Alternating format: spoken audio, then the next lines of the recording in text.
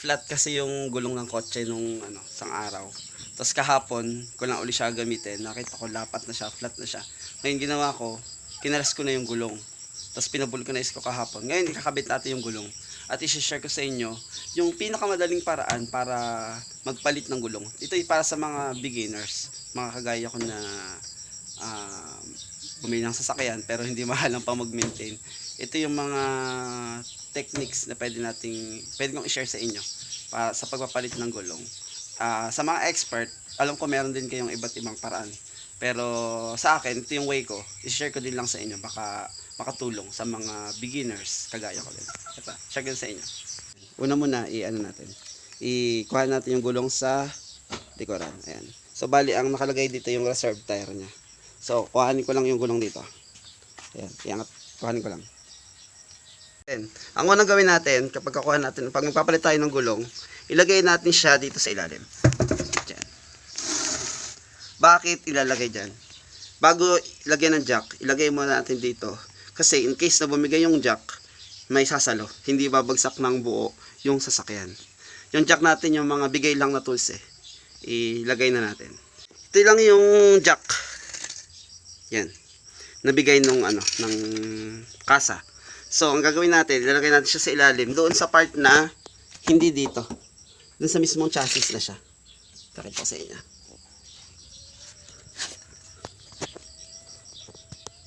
Yan. Dito sa part na to. Yan. Hindi ko makita ng maayos Maputik kasi. Dahil dito sa amin, maputik talaga. I-set up ko muna yung jack. So, dyan siya nakalagay. Ayan. Meron diyang yung sakto lang siya. Yung parang ayan yung clamp niya. Ito.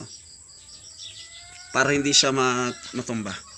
Tapos, bago natin siya itaas, kailangan mo na luwagan na natin yung gulong.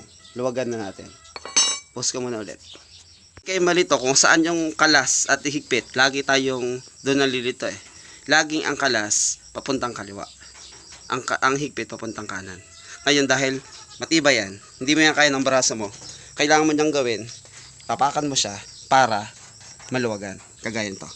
1, 2, 3, 4. Yan. Diba? Tapos, after niyang maluwagan, yan din. Luwag din lang muna sa kabila. Yan nagsiselfone pa ako niyan. Partida. Yan. Ako lang ang naghahawak Push lang pababa. 1. Yan. Yan. Tapos ganoon din sa kabila.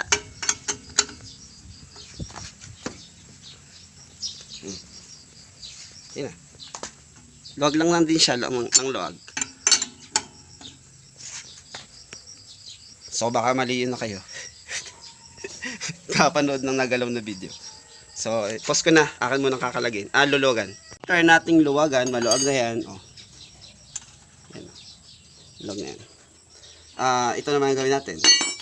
Itong hook na to, parang dyan. Yan. Tapos ito, para dito yan.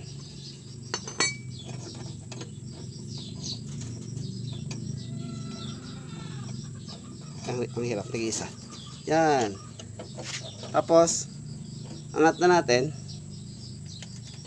Ang higpit nito, ang angat pala, papuntang kanan. O parang higpit, yun ang angat. Pakanan. Kung paano mo siya iniipitan, doon mo siya iaangat. Yan. So, angat ko muna ulit. Angat ko muna. Maangat ang buong gulong.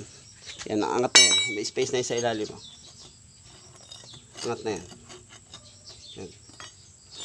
So, pwede natin diretsong luwagan. Tanggalin yung mga bolts. Sorry. Yan.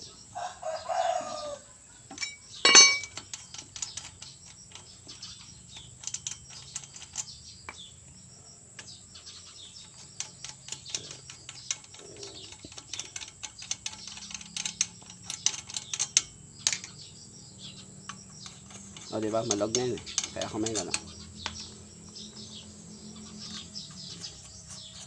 Ngayon, eto ang nagiging problema.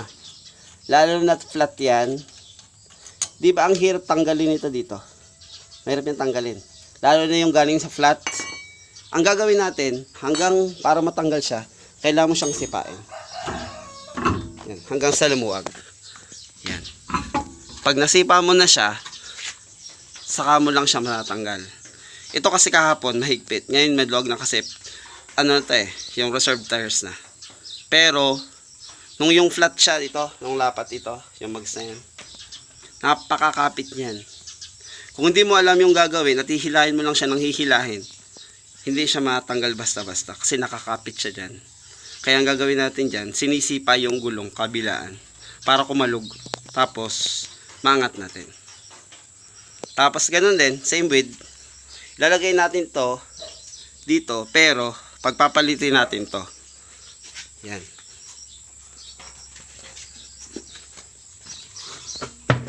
Lagay muna natin to dyan. Yan. Tapos ito, hilahin natin dito. Ilabas natin.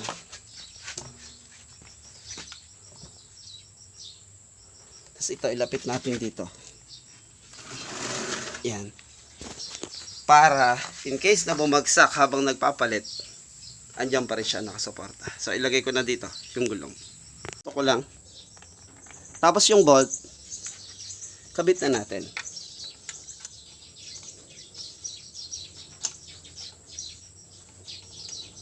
Yan. Siyempre maluwag pa yan. Mamaya natin higpitan ng konti.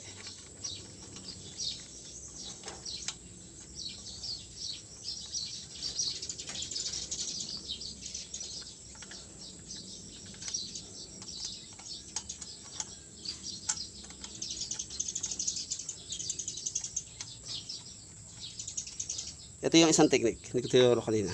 Yan, kaya yan. Tapos tusok, tapos ito yung, diba? Pwede nyo tusukin ng ganyan. Tapos sa kanya ilagay dito. Tapos ganun niya. Nahihirapan kasi akong gawin yun kasi may hawak akong cellphone. Pero yun isang technique pa din. Pero kung sanay kayo ng kamay, kamay na rin lang. Yan. Yan. Yan. So, bago natin siya ibaba, hindi pa natin ito may higpitan muna. Kasi, dapat pag sigad natin ang higpit, nakalapat na yung gulong sa semento. So, unang higpit pa lang yan. Hindi mo pa siya isasagad. Tapos, hindi mo siya pwedeng higpitan ng diretso kada bolt. Dapat, pag naghigpit ka, tigka kaunti. So, tigka kalahati para pantay-pantay sila. Yan. So, hindi mo siya lahat higpitan ng diretso. Yan. Yan. So, hindi pa siya mahigpit ha. Hindi pa yung sagad ng higpit. Yan. Hindi pa yung sagad ng higpit. Ngayon, saka natin siya ibababa. Bago natin ibaba, syempre, tatanggalin natin to. Kasi baka maipit. Hindi natin makatanggal. Kundi i-jack uli natin. Sasandal mo natin yan dyan. At ito, ibababa na natin. Yan, baba na natin. So, susok ulit.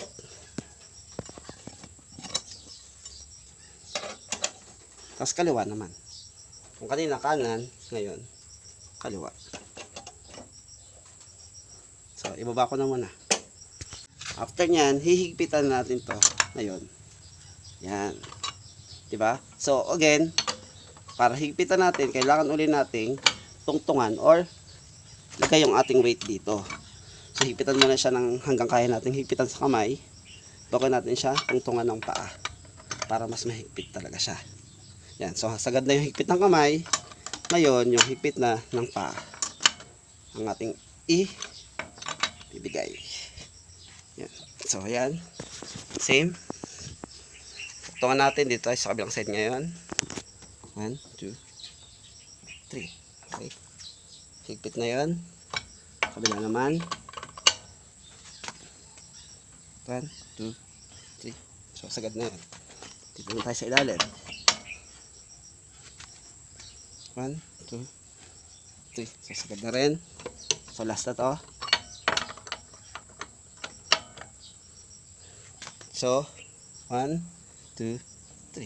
Okay. That's it. Naikabit na natin. Sana'y may natutunan kayo at nakatulong ako sa inyo in case mangyari sa inyo na ma-flatan sa mga lugar. Thanks for watching. Till next time.